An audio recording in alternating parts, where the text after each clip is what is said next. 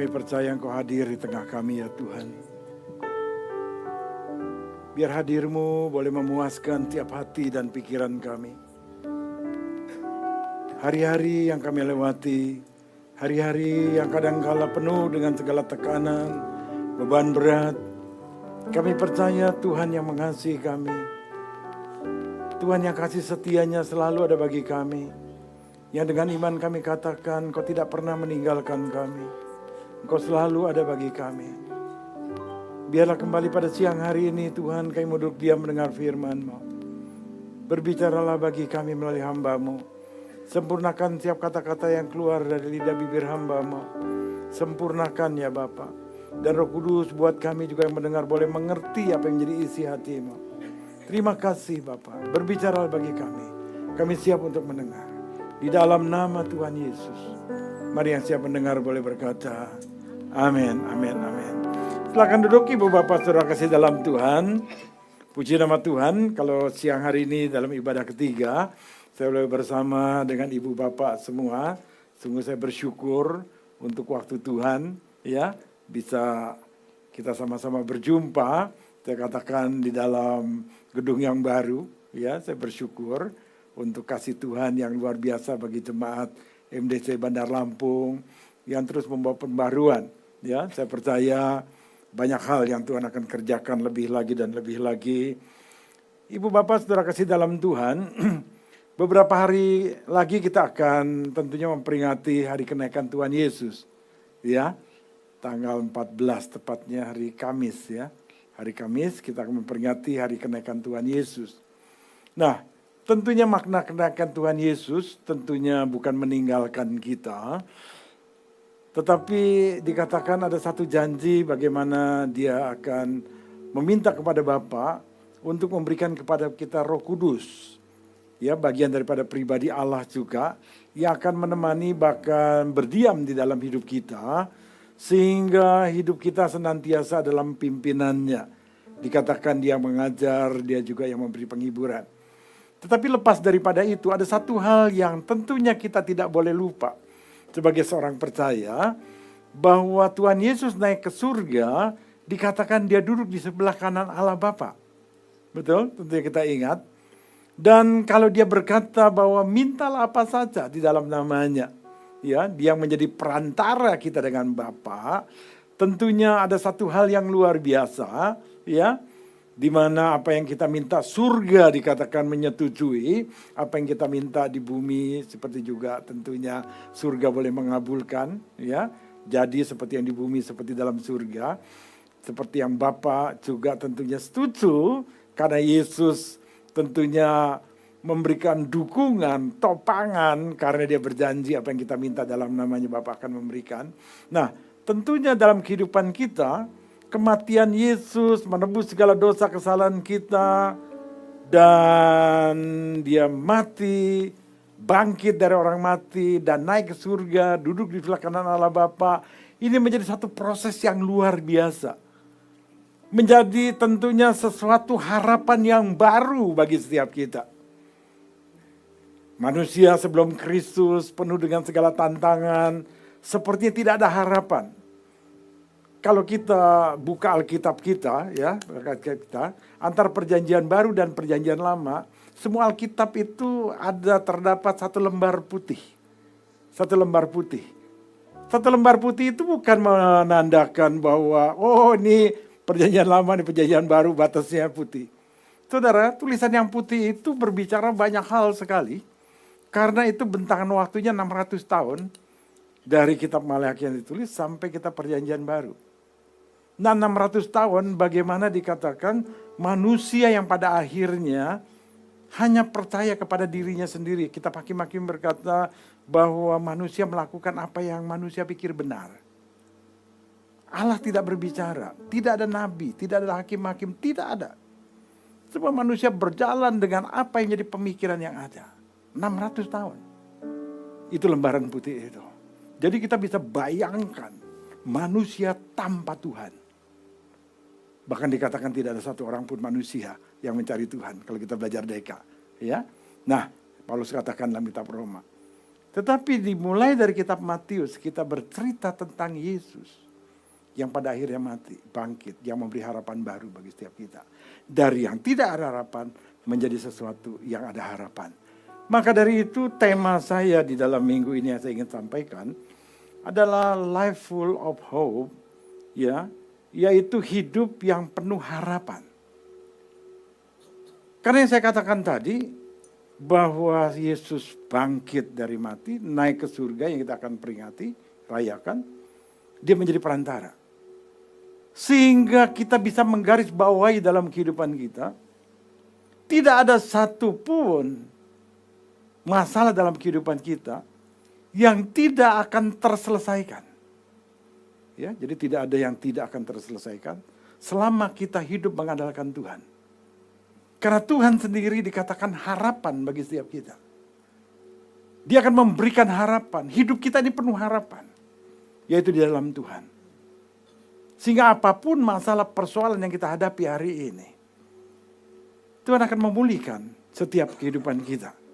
Nah, saya ingin mengajak kita melihat satu gambaran. Ya, boleh diklik. Oh, di sini nggak ada gambarannya di sini.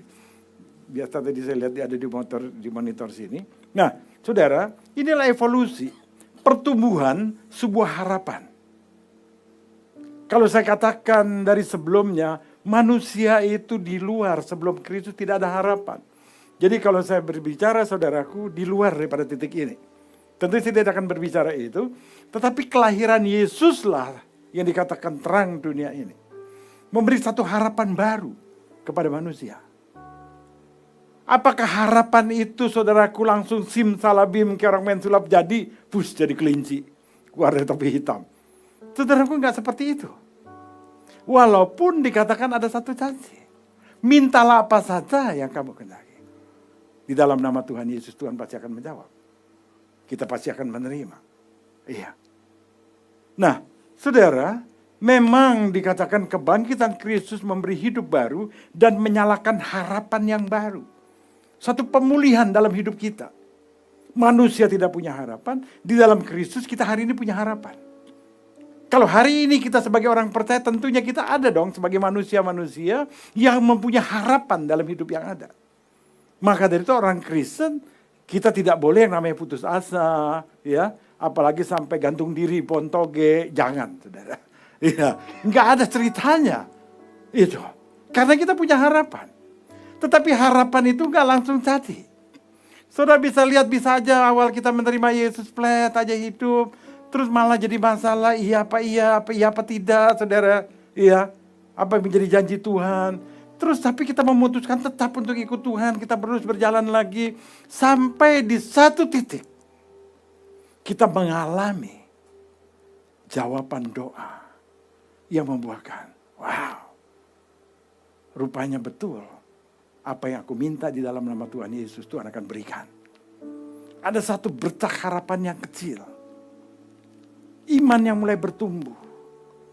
Yang menjadi pertanyaan, apakah sejak itu kita akan mengalami perkara besar? Enggak juga. Kita akan berjalan lagi. Tetapi saudaraku, kita lebih terang. Ada masalah lagi, persoalan saudaraku yang bisa aja menggoyangkan kita. Ada lagi lika-liku hidup, tapi semuanya dalam terang Tuhan. Sampai dikatakan pertumbuhan, evolusi harapan kita yang didasari saudaraku dengan firman Tuhan. Jadi kalau hidup kita sebagai orang percaya, ada anchor, ada jangkar yang kuat. Seperti kapal feri di Bakauni kali di tengah laut, ya. Walaupun ada gelombang apa, dia tetap di situ. Walaupun muter ke kiri, muter ke kanan, diombang-ambingkan, dia tetap di situ. Kenapa? Ada anchor yang kuat, ada jangkar yang kuat. Jangkar firman Tuhan dalam kehidupan kita adalah dikatakan akulah jalan dan kebenaran dan hidup. Pada waktu kita mempunyai Yesus sebagai Tuhan, hidup kita mempunyai jalan, kebenaran dan hidup. Maka dari itu enggak ada orang Kristen yang putus asa. Sesulit-sulitnya hidup, selama kita masih punya Tuhan, kita masih punya harapan. Karena kita mempunyai jalan yang benar, yang membuat kita hidup, yang bukan membuat kita binasa atau mati. Ini sejak saya bertobat, saya pegang ini. Supaya iman kita jangan tergoyahkan, jangan tercabut, saudaraku. Iya. Nah, ini yang menjadi dasar yang ada. Nah, maka dari itu kita akan bahas, ya. Terus dalam kehidupan kita ini proses yang tidak ada habisnya. Tetapi saudaraku, anchor ini, jangkar ini, yang harus ada dalam kehidupan kita. Memang kita berbicara iman di balik harapan yang ada. Iya, iman adalah dasar dari segala sesuatu yang kita harapkan, Ibrani 11 ayat 1. Dan bukti dari segala sesuatu yang belum kita lihat. Tetapi kita akan melihat janji Tuhan hari ini. Apa yang dituliskan di dalam 1 Petrus pasal 1 ayat 6 sampai dengan 9. Saya akan bacakan untuk saudara.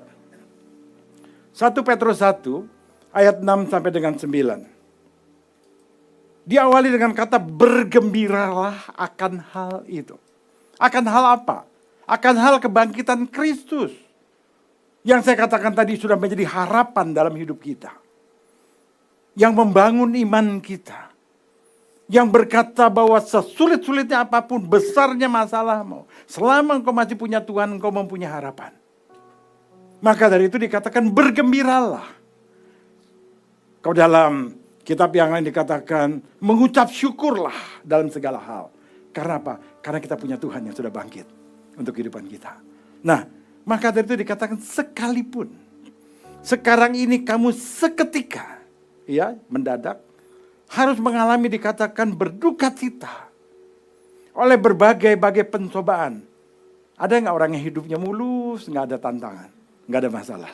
Nggak ada, saudara. Tuhan Yesus sekalipun waktu dia menjadi manusia, hidup penuh dengan segala tantangan, masalah, persoalan. Jadi nggak ada manusia yang bebas dari masalah. Tapi apakah itu akan membinasakan kita?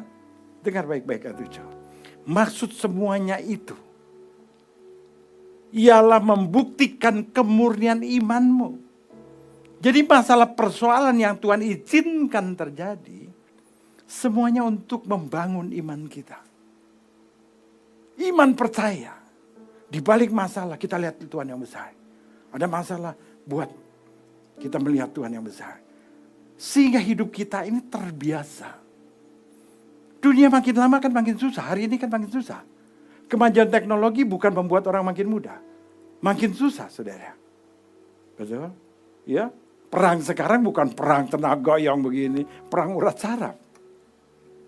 Banyak hal yang kita nggak bisa mengerti. Pekerjaan dan segalanya. Tetapi dikatakan semua itu untuk menguji kemurnian iman kita. Adakah iman percaya kita kepada Tuhan yang jauh dikatakan lebih tinggi nilainya daripada emas yang fana? Jadi dampak dari proses hidup kita. Dikatakan pada waktu kita sudah menyelesaikannya, kita akan menikmati sesuatu yang lebih murni dibandingkan dengan emas yang fana itu. Saudara nangkap, yang lebih mulia daripada logam mulia. Wow, ini keren sekali. Yang diuji kemurniannya dengan api. Kalau kita dengan tantangan dan segala macam. Sehingga kamu memperoleh puji-pujian dan kemuliaan dan kehormatan pada hari Yesus menyatakan dirinya. Nanti kita akan bahas itu. Apakah ini nanti pada waktu Yesus datang kedua kali atau pada waktu kita mati? Sebetulnya enggak. Ayat ini untuk kita manusia yang masih hidup. Iya. Karena ini berbicara tentang bergembira. Tentang sukacita. Tentang kebahagiaan. Di sana, kalau kita pulang ke surga, kata-kata ini enggak perlu lagi. Karena di sana sudah pasti penuh sukacita bersama dengan Tuhan. Betul? Iya. Nah, dikatakan sekalipun kamu belum pernah melihat dia, melihat Yesus. Namun kamu mengasihinya. Seperti kita sekarang. Ada yang pernah lihat Yesus sampai saudara saya jadi orang Kristen hari ini? Kau ditanya apakah kamu mengasihi Yesus? Iya, saya mengasihi kamu. Mengasihi Yesus. Udah pernah lihat Yesus? Belum. Tapi kok bisa? Ini luar biasa, saudara. Kita berbicara iman. Ya. Nah, namun kamu mengasihinya. Kamu percaya kepada dia sekalipun kamu sekarang tidak melihatnya. Kamu bergembira karena sukacita yang mulia dan yang tidak terkatakan. Karena kamu telah mencapai tujuan imanmu. Ini yang jadi masalahnya. kita sudah berjalan terus dengan iman, kita mencapai satu tujuan iman yang luar biasa, ya, yaitu apa? Keselamatan jiwa. Bukan keselamatan roh, bukan keselamatan tubuh, tapi jiwa. Berbicara jiwa, berbicara saudaraku, periode masa kehidupan kita sampai kita kembali ke rahmatullah. Sampai kita mati, saudara. Berpulang ke rahmatullah katanya. Sampai kita mati. Bagaimana hidup kita dipenuhi dikatakan dengan kegembiraan, dengan kebahagiaan. Saya percaya semua orang mencari ini. Semua. Bagaimana hidup yang berbahagia. Saya mendefinisikan hidup yang berbahagia adalah hidup yang dengan apa yang kita inginkan, tentu yang baik, saudaraku, yang memuliakan Tuhan, itu terpenuhi di dalam hidup kita. Menjadi orang yang bahagia. Betul? Kita mau apa? Ya Tuhan cukupkan. Mau keluar negeri, Tuhan cukupkan. Saudara, kita jadi orang yang bahagia loh. Betul? Mau ganti mobil, ya puji Tuhan kalau Tuhan kasih. Kita ganti. Ada kebahagiaan dalam hidup. Orang bahagia adalah orang yang dipenuhi dengan segala kebutuhannya. Itu. Karena dikatakan kita mencapai tujuan jiwa. Nah, kita coba bahas. Ada satu logika dunia yang dikonter, saudaraku. Atau paradigma pikiran manusia, ya, pola pikir manusia, yang coba diubahkan, saudaraku, dengan kebenaran firman. Apa yang dituliskan di dalam 1 Petrus 1 ayat 6 ini. Coba kita lihat dulu logika dunia yang ada. Kondisi manusia, kalau kita melihat dunia, banyak masalah dan banyak tekanan. Betul? Begitu banyak masalah, begitu banyak tekanan, sehingga respon rasional, respon saudaraku yang berlaku dalam kehidupan manusia di tengah dunia ini, pada waktu penuh dengan masalah, tantangan, masalah dan persoalan dan segala macamnya, dikatakan manusia akan berduka cita. Ada manusia yang penuh dengan masalah persoalan bersuka cita di luar Tuhan. Yang ada adalah saudaraku, ya, ngeluh sana, ngeluh sini dan segala macam. Dan dikatakan orang itu putus asa dan juga menyerah. Udahlah, gue gak tahu lagi apa yang gue mesti kerjakan. Gue bikin begini salah, usaha begini salah. Gue berbuat sesuatu untuk suami gue kayak begini, gue salah. Gue berbuat sesuatu, gue baikin istri saya, istri gue juga salah. Iya. Saudaraku, hidup serba salah. Akhirnya udah menyerah deh. Saudaraku, kalau hidup sudah menyerah, saudaraku, saya ingin katakan, selesailah hidup. Kalau hidup kita ini tidak lagi semangat untuk hidup, untuk mengalami perubahan dalam kehidupan, saya katakan selesai udah hidup. Ngapain hidup? Hanya menunggu waktu mati? Berapa banyak orang yang ada pikiran depresi dan segala macam? Karena mereka sudah seperti ada dalam satu lingkaran, mereka tidak bisa keluar. Tetapi coba kita lihat apa menjadi paradigma atau logika pada waktu dikatakan firman Tuhan itu berlaku dalam kehidupan kita. Seperti yang ditulis dalam 1 Petrus pasal 1 ayat yang ke-6. Dikatakan kalau dunia dikatakan penuh dengan masalah tekanan. Tetapi saudaraku, di dalam iman percaya kita, masalah dan persoalan itu adalah pencobaan. Pencobaan. Karena Tuhan ingin memperbarui kehidupan kita yang udah babak belur, yang penuh dengan masalah dan persoalan. Kita dikasih firman, yaitu Tuhan dengan segala kebenarannya. Ya, kita mengikuti firman, maka janji Tuhan itu akan nyata dalam hidup kita. Yang tadi kita lihat gambarnya, ada proses dalam hidup. Tapi proses kita tidak lagi hanya garis yang gelap, tetapi ada garis yang terang. Karena firman Tuhan menyertai kehidupan kita. Nah, proses yang dikatakan itu pencobaan. Pencobaan memang bukan dari Tuhan. Tapi Tuhan mengizinkan apa yang ada di dunia ini mencobai kita. Supaya kita orang yang beriman mengkonter dengan segala firman Tuhan, apa yang kita harus lakukan di balik masalah dan persoalan kehidupan kita.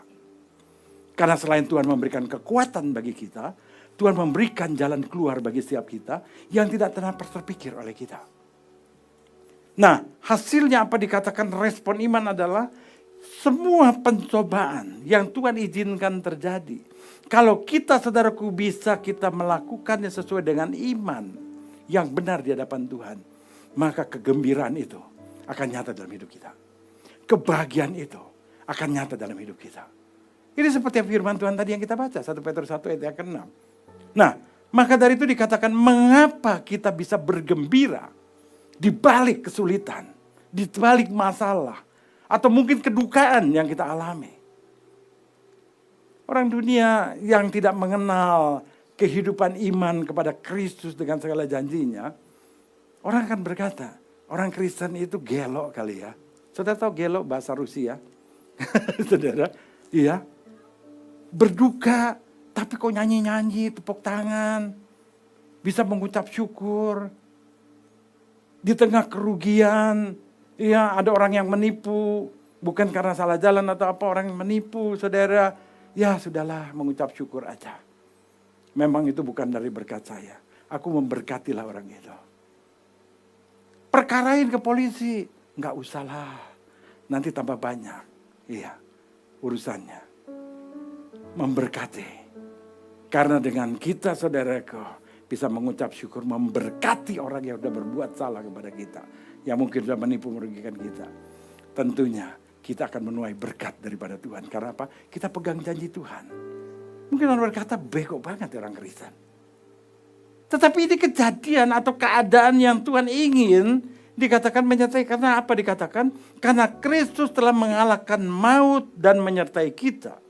Masalah seberat apapun kini hanyalah panggung, dikatakan bagi kemenangan Tuhan. Loh, kok kemenangan Tuhan? Masalahnya kan di saya. Jangan salah. Kita punya masalah, Tuhan yang ganti berperang bagi kita. Tuhan yang akan membela kita. Dan Tuhan pasti menang. Pada waktu Tuhan menang, membela perkara kita, kita bukankah sebagai pribadi-pribadi yang lebih daripada pemenang? Itu yang Tuhan katakan kan dalam hidup kita. Bahwa hidup kita beriman di dalam Tuhan. Hidup kita ini lebih daripada pemenang. Tuhan yang memperoleh kemenangan di balik masalah kita. Kenapa? Karena kita percaya Tuhanlah pembelaku. Siapa lawanku? Wow. Saudara, ini luar biasa sekali. Saya ingin mengajak saudara mengalami hidup yang terus percaya kepada Tuhan. Maka dari itu ada 3 dimensi yang saya ingin bagikan dalam waktu yang ada, saudaraku.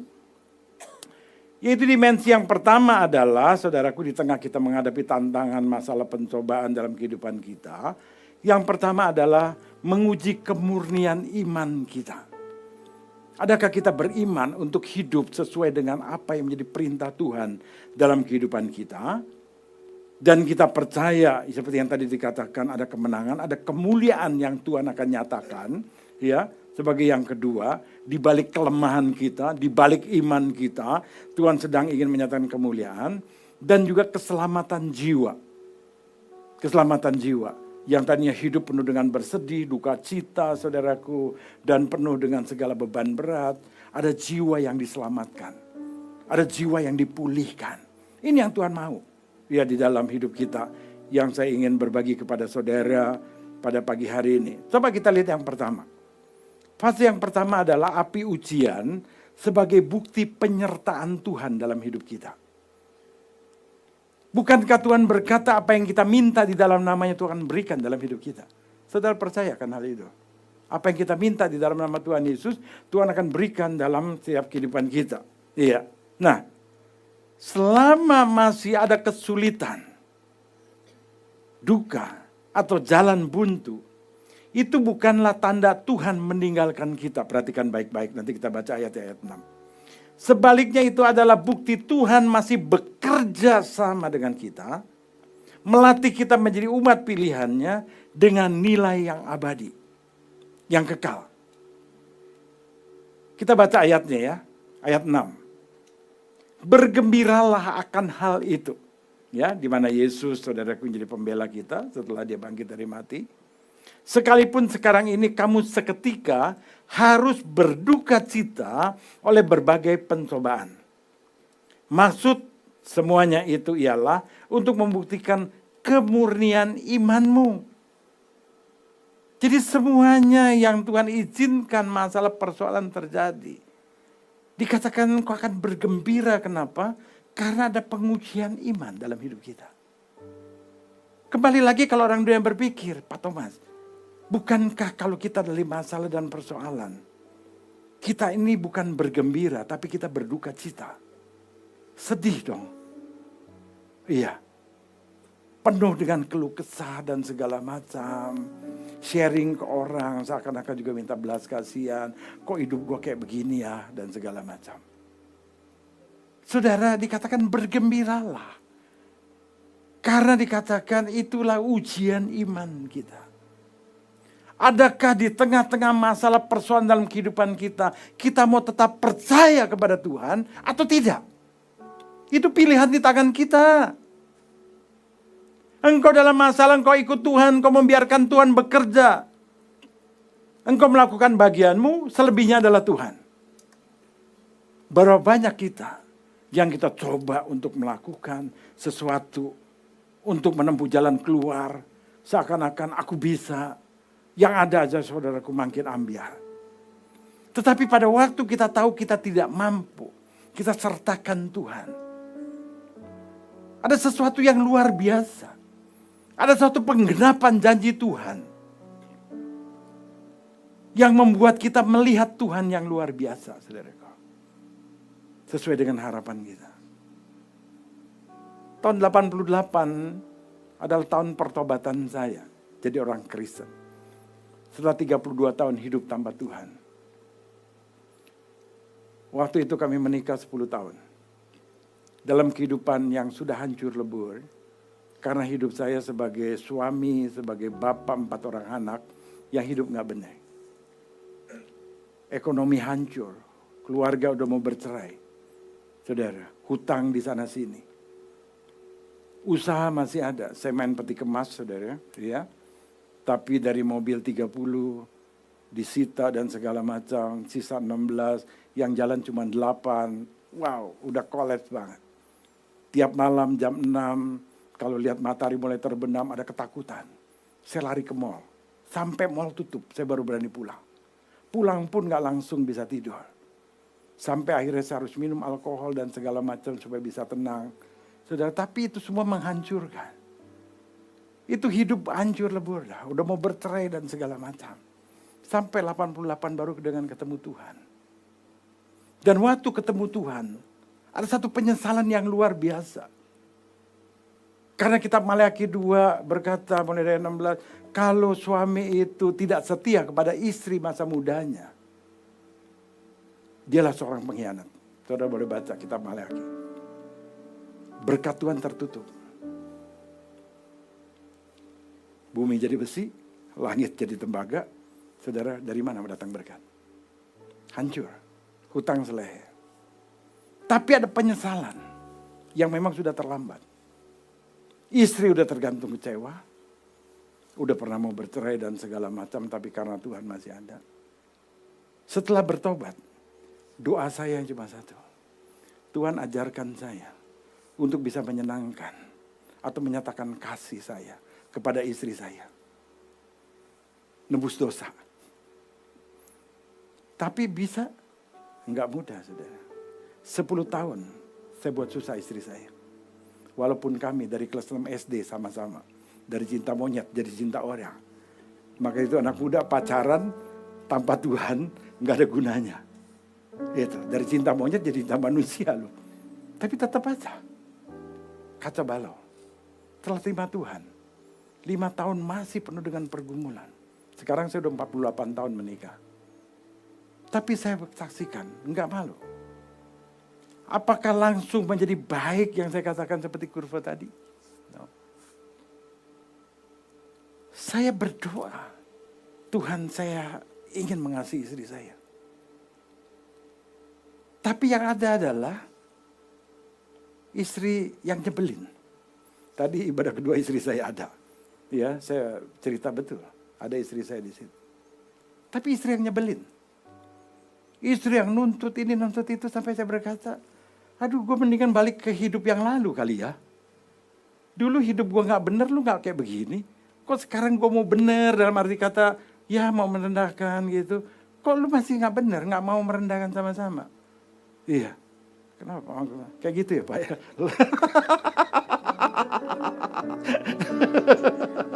Kok lu gak bener? Saya bilang, udah lu gue balik kehidupan yang lama deh. Dalam hati gitu, tapi gak berani. Mana berani sama Tuhan, lawannya kan Tuhan. Saudara, aduh minta ampun.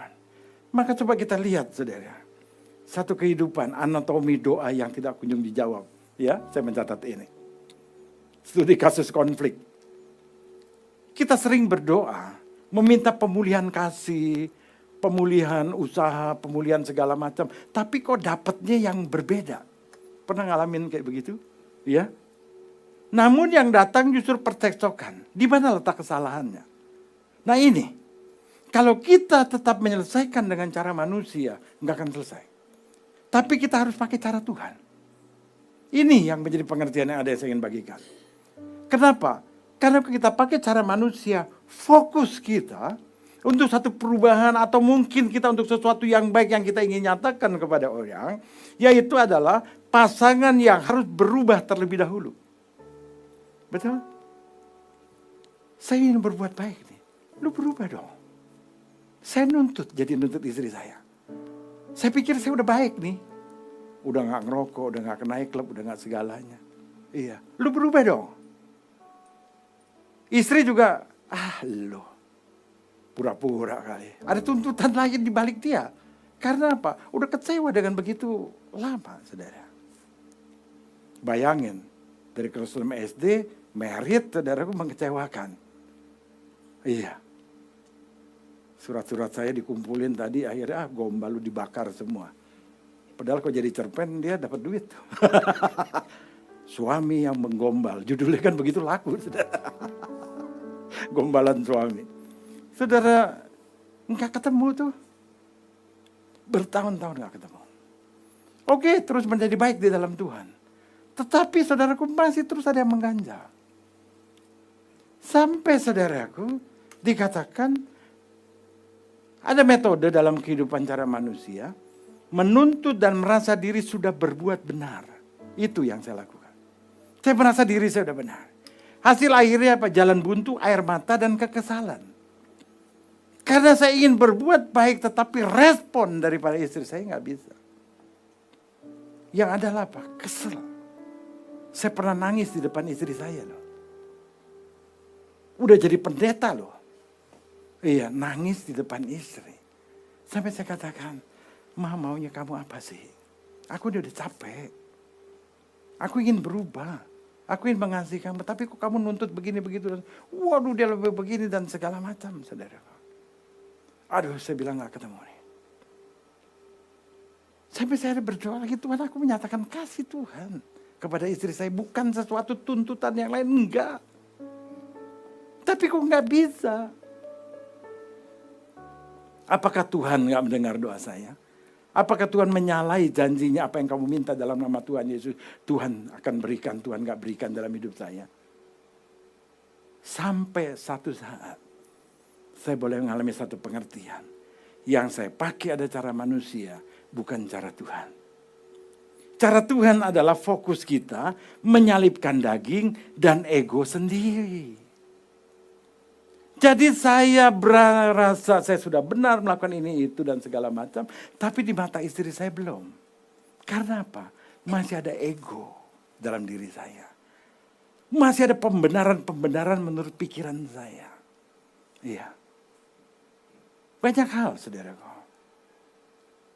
Keuangan yang masih terpisah. Iya. Karena saudaraku, ya kita dari awal menikah punya perjanjian.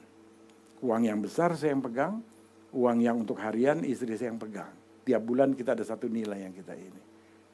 Sampai istri saya untuk beli sesuatu segala macam masih tertahan dan nggak ada bahagia karena saya katakan saya belum bisa memberikan memenuhi apa yang dia inginkan semuanya. Masih ada egonya saya, masih ada aturan-aturan saya. Sampai Tuhan mengingatkan, Thomas, aku mengasihi kamu. Sampai aku mau mati buat kamu. Semua yang aku punya, Tuhan ingatkan, aku udah serahkan kepada kamu karena aku mengasihi kamu. Nah Tuhan, berarti saya belum menyerahkan seluruh hak saya kepada Tuhan, kepada istri saya. Supaya untuk menyatakan kasih yang ada. Dan waktu itu saya mulai katakan, Tuhan, gak ada lagi yang aku pertahankan. Aku mau dalam hidup saya cuma satu, menyenangkan Tuhan, menyenangkan istri saya. Gak ada yang lain, karena anak-anak saya empat-empatnya sudah mandiri semua. Mereka diberkati dengan keluarga, cucu saya udah 9, saudara. Iya. Tinggal berdua. Mau apa lagi? Sampai pemikiran saya itu mulai terbuka. Seandainya istri saya berbuat salah pun, dia tidak punya maksud untuk mencelakakan saya. Untuk merugikan saya kan. Sampai begitunya saudaraku. Akhirnya saya serahkan semua. Saya cuma berkata tiap kali, kamu maunya apa mah? Bukan maunya apa, nantangin bukan. Ya, dia mau makan apa. Iya. Kadang-kadang dengan anak-anak, istri saya bilang, kamu lebih sayang anak-anak daripada sayang saya. Saya gak pernah menerima kasih dari kamu. Hah? Saya bilang, kalau saya kemana-mana pulang bawa martabak, itu kan untuk menyatakan kasih. Mana martabak saya? Saudara, kalau saya pergi bawain oleh-oleh ini, untuk menyatakan kasih, nggak ada. Itu nggak dianggap, saudara. Kamu lebih sayang anak-anak. Dan saya menyadari itu. Sekarang saya balik hidup. Biasa saya pergi mau makan kemana, tanya anak-anak. Saya nggak tanya anak-anak. Saya tanya istri saya, Ma, kamu mau makan di mana? Walaupun anak-anak mau begini begitu, tetap apa yang jadi keinginan istri saya. Saya coba menenangkan anak-anak. Mama nggak suka makan itu. Kita masih bisa makan yang lain. Tapi mama pengen makan ini, yuk kita ikutin. Saya coba, tapi nggak semua saudaraku. Karena ada hal-hal yang berbahaya, tetap harus kita kontrol. Karena saya sebagai kepala rumah tangga, istri juga mengontrol kehidupan saya dengan masalah-masalah tertentu. Sehingga ada timbal balik yang kami isi. Menanggalkan, dan istri saya mulai menanggalkan egonya. Keinginan dan segala macam. Kami merendah hari ini sama-sama. Dan kami menikmati yang namanya kebahagiaan daripada Tuhan. Tuhan bukan tidak menjawab. Untuk kita dipulihkan keluarga kita. Tetapi kita masih mempertahankan ego kita. Dengan segala keinginannya. Bagaimana? Dengan usaha dan segala macam. Kadang-kadang sebagai pemimpin, kadang-kadang kita terlalu mempertahankan ego kita. Dibandingkan dengan apa yang Tuhan inginkan. Di dalam kehidupan kita. Saudaraku, fase yang kedua adalah kita menikmati kemuliaan Tuhan hari ini. Ada satu ayat firman Tuhan di ayat 7b yang berkata, pada hari Yesus Kristus menyatakan dirinya. Saudara, ini bukan berarti saudaraku yang saya katakan tadi, saudaraku hari kiamat Tuhan Yesus datang kedua kali, atau kalau kita mati, kita baru melihat kemuliaan Tuhan. No. Kemuliaan Tuhan itu akan dinyatakan selama kita masih hidup di atas muka bumi ini. Kita tentunya berdoa kalau kita sakit. Tuhan sembuhkan, bilu-bilu menyembuhkan. Tetapi akan langsung terjadi kesembuhan. 1 hari lewat tidak kesembuhan. 2 hari. Tapi kita tetap masih percaya bahwa Tuhan pasti akan menyembuhkan aku. Totonya pada hari kelima. Ada kesembuhan. Di mana hari kemuliaan Tuhan dinyatakan. Ada kesembuhan. Ada pergumulan dalam doa kita, kita berdoa, saudaraku udah seminggu, 2 minggu, saudaraku 3 bulan, kok Tuhan gak jawab-jawab. Pada bulan yang kelima, saudaraku Tuhan mulai menjawab, saudaraku saya ingin katakan, itulah hari kemuliaan Tuhan yang Tuhan akan nyatakan dalam hidup kita. Adakah iman percaya kita untuk menunggu datangnya waktu Tuhan untuk menyatakan kemuliaannya? Adakah yang iman yang terus bertahan dalam kehidupan kita, percaya kepada Kristus dalam hidup kita sampai Tuhan menjawab, saudaraku. Karena apa? Ini realitas hidup kita saat ini. Ini adalah hari di mana ada perkenanan Tuhan atas hidup kita saat ini. Kemudian imam membawa kita menikmati pujian, kemuliaan, dan kehormatan bersama Sang Raja mulia setiap waktu. Setiap waktu. Selama masih bisa dikatakan waktu. Ada waktu Tuhan yang dinyatakan dalam kehidupan kita. Satu kali saya selesai dengan siklus, saudara. Tolong gambar yang satu ya diklik. Nah ini, karena iman tanpa tindakan adalah mati. Satu kali saya di Lipo Cikarang, kami ada doa pagi dari jam 5 sampai jam 5.50. Ya, setiap pagi udah jalan 6 tahun ini, kecuali hari Minggu. Nah, satu kali saya dapat jadwal bicara. Waktu saya berbicara tentang iman, saya nggak ingat atau nggak sengaja, karena yang ikut itu ada orang yang seorang ibu yang sudah ya mungkin setahun lebih, 2 tahunan kali. Itu tidur terus di ranjang. Karena sarafnya terjepit katanya. Kalau bangun itu sakit, kalau jalan bisa jatuh, saudara. Jadi takut. Jadi cuma hidupnya di ranjang aja. Anak yang ngurusin, orang rumah ngurusin. Terus dibilang lagi pembuluh darah otaknya ada tersumbat katanya. Waduh, parah dong. Tapi tanpa sengaja satu pagi setelah saya sampaikan firman, saya ajak orang yang sedang sakit, yuk kita beriman kepada Tuhan. Untuk jemput kesembuhan Tuhan. Yang sedang berbaring, bangun sekarang di dalam nama Tuhan Yesus. Sedikit yang kau mulai duduk di pinggir jalan, di pinggir ranjang, bukan di pinggir jalan, di pinggir ranjang. Iya. Dan mulai melangkah maju untuk belajar berjalan. Saudara, memang nggak kelihatan respon karena di Zoom. Setelah selesai Zoom, ada seorang ibu. Pak Thomas, kenapa Pak Thomas ngomong seperti itu? Saya bukan tidak beriman, saya beriman. Maka dari itu saya tetap ikut berdoa. Kalau sampai hari ini saya terbaring, karena saya nggak bisa bangun. Saraf tulang belakang saya terjepit. Saya coba bangun, pasti saya bisa jatuh. Katanya. Waduh, ngomel, saudara. Tahu kan khotbah tanpa ayat tuh. Saudara. Saya bilang dalam hati, kok nih ibu. Tapi Tuhan kasih saya hikmat. Kalau firman Tuhan dan doa itu terkena orang itu, berarti Tuhan ingin berperkara dong orang itu. Orang 100 orang lebih kok yang ikut doa pagi. Kok cuman ibu itu yang kena? Berarti Tuhan mau berperkara dengan orang itu. Dia sentil kupingnya. Iya. Terus saya balas, Bu, saya kan berdoa untuk semua. Tapi kalau ibu merasa itu, ibu melangkah dong dengan iman. Dia balas lagi, saudara, makin marah, saudara. Ya sudahlah saya katakan, jadilah sesuai dengan imanmu saya katakan. Kan saya cuma ngajak ibu untuk sembuh, yuk melangkah iman istilahnya kayak begitu. Saudaraku 2 hari kemudian dia WA saudara, ibu itu. Pak Thomas puji Tuhan, sekarang saya sudah bisa duduk di pinggir ranjang katanya. Ibu ini melakukan juga nih saudara, mulai duduk. Terus nggak lama lagi, berapa hari lagi dia WhatsApp, Pak Thomas, sekarang saya udah bisa berjalan sendiri, katanya nggak usah dituntun. Kemajuan lagi, saudara. Rupanya ibu ini, saudaraku, setelah ngomel-ngomel, dia pikir ada benernya juga kali ya. Dia mulai, saudara, belajar melangkah dengan iman. Karena iman tanpa tindakan kan mati. Seperti gambaran ini, saudara. Pertama mendengar, bukan pakai pikiran atau akal pikiran kita, tapi yang kita dengarkan firman. Tapi kan ada yang kedua, kita harus bertindak.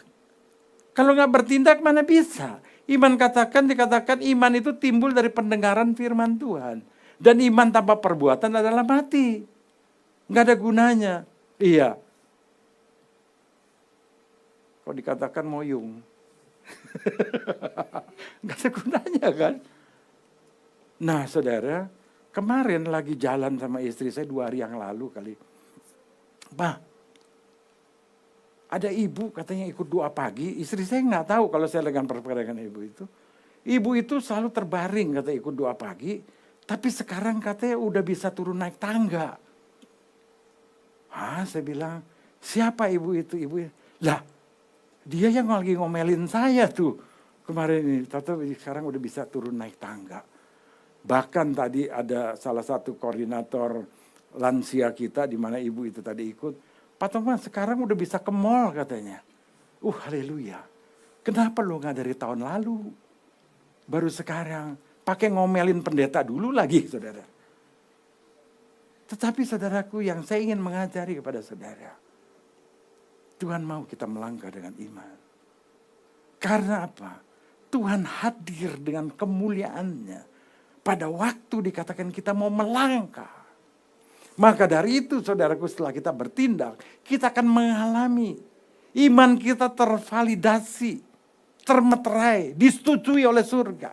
Di mana kita dikatakan ada terobosan dan kesembuhan terjadi, secara ketika dikatakan daging sepenuhnya tunduk kepada instruksi Allah, yang adalah firman.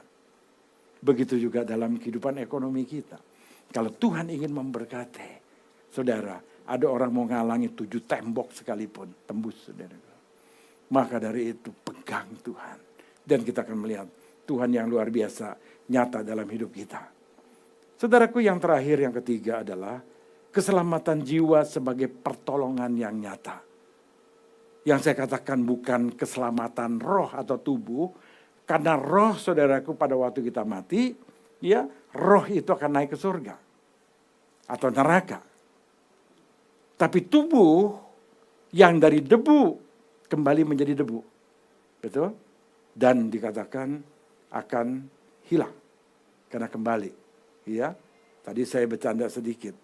Tidak ada firman Tuhan dari debu kembali ke abu. Ya, maka dari itu ada orang tanya, Pak Thomas boleh nggak kremasi? Kremasinya sih nggak apa-apa.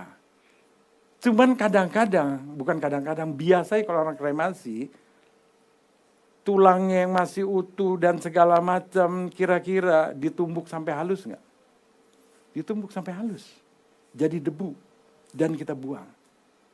Bukan menjadi abu. Bukan menjadi abu, bukan menjadi debu. Karena dikatakan dari debu harus kembali menjadi debu, firman Tuhan katakan. Kenapa? Karena pada waktu akhir zaman, dikatakan dari tulang itulah Tuhan akan menghidupkan kembali. Tuhan akan datang pada waktu sangkakala berbunyi, Tuhan sendiri akan datang membuka kubur-kubur. Sehingga orang yang sudah lama mati, yang sudah terlupakan, dikatakan tulang sudah menjadi kering, akan hidup kembali. Itu di Alkitab ditulis. Tapi banyak orang, saudaraku, dalam berdoa, karena kremasi, saudaraku, dihalalkan. Sehingga kemuliaan Tuhan tidak akan nyata pada waktu sangkakala berbunyi. Karena apa? Sudah tidak ada. Sudah hilang. Maka dari itu akhirnya dari debu menjadi abu.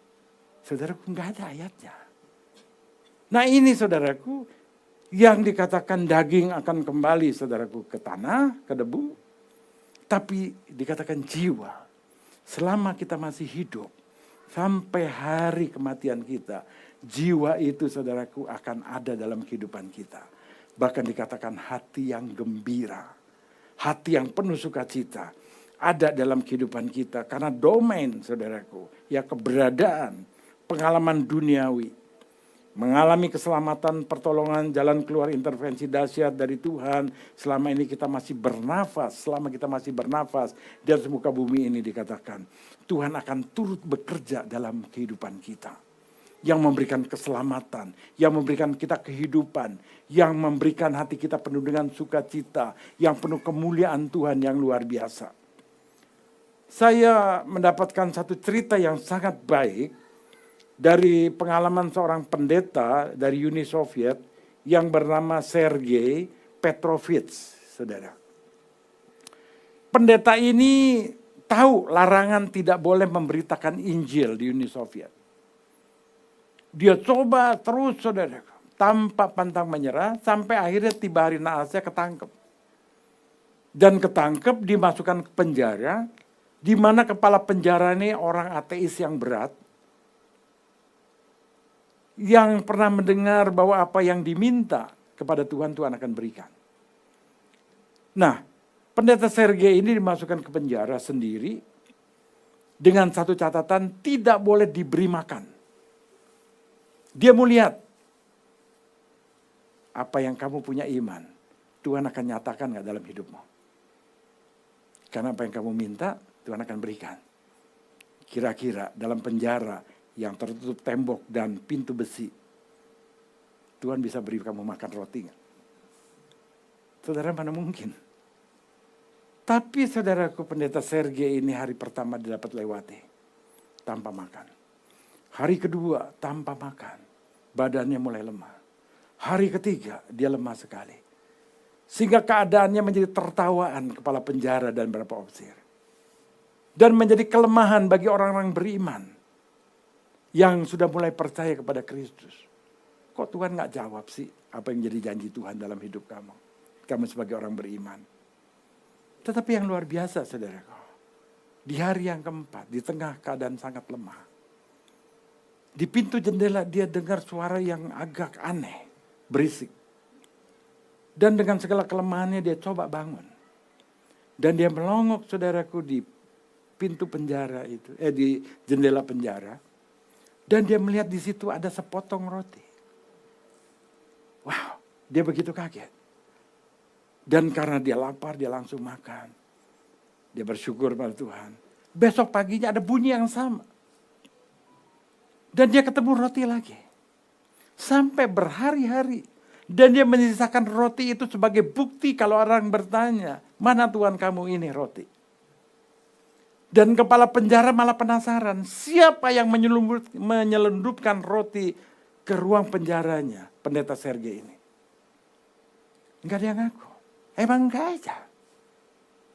Dan akhirnya dibuat tim untuk meneliti siapa yang membawa roti setiap hari. Saudara, rupanya di dalam jam tertentu kembali bunyi kelotakan dan semuanya saudaraku lihat ke arah suara itu. Rupanya ada seekor kucing, boleh diklik.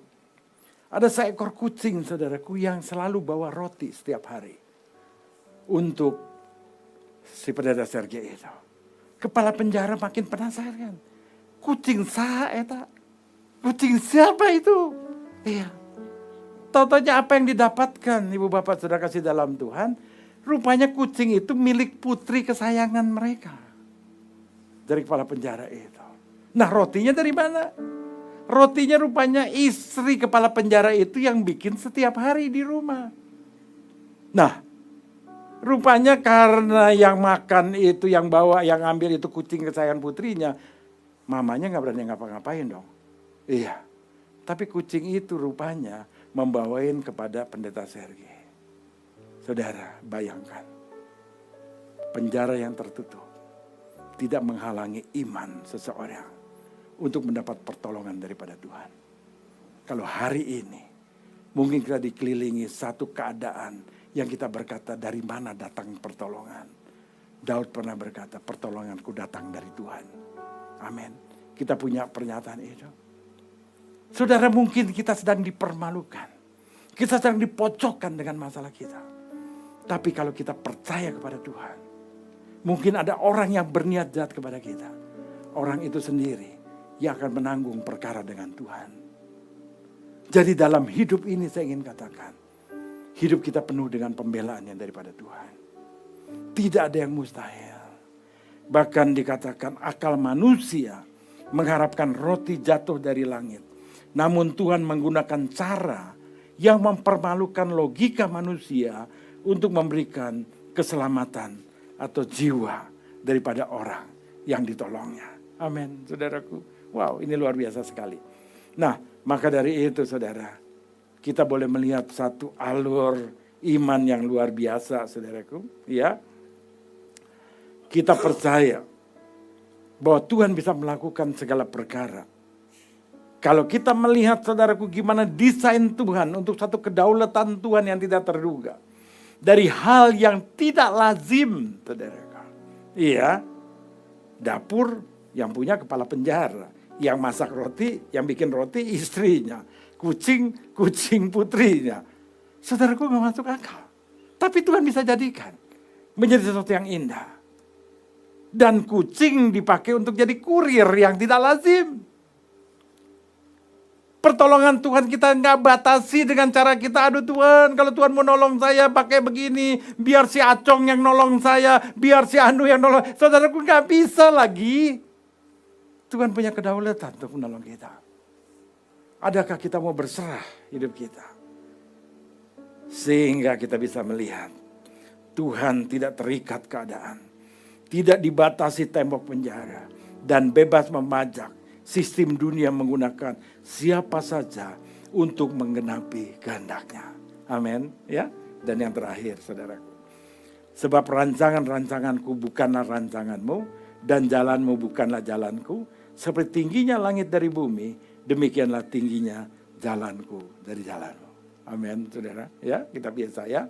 Maka daripada akhirnya, melihat keseluruhan fase pemurnian ini, kita menyadari satu pola.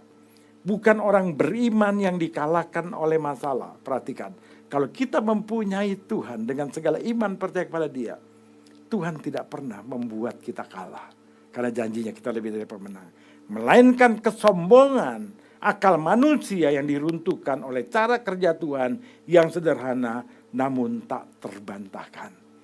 Maka dari itu pada waktu kita tidak bisa apa-apa lagi, rendahkanlah hati kita di hadapan Tuhan. Jangan merasa diri kita hebat. Karena kalau kita makin kita merasa hebat di tengah masalah kita akan berperkara terus dengan Tuhan. Tapi pada waktu kita berkata, Tuhan aku gak mampu, Dia akan turun tangan untuk menolong kita. Kalau kita angkat tangan, Tuhan akan turun tangan. Pada waktu kita turun tangan, Tuhan yang angkat tangan. Maka saya percaya, pada waktu kita angkat tangan menyerah semua pada Tuhan, Tuhan pasti akan menolong kita. Amin.